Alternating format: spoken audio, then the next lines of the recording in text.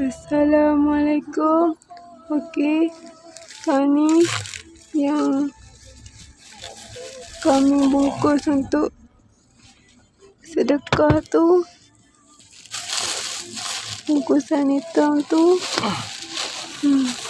baju-baju luar semuanya akan dihantar di sini.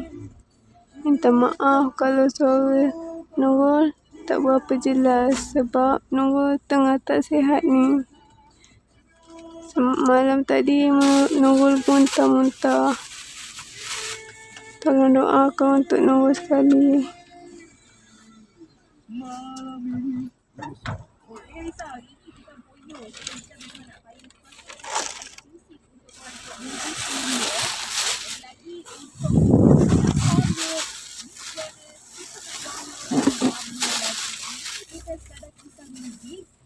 Pasal siapa yang layak dapat kredit, siapa yang berani fight untuk hak sendiri.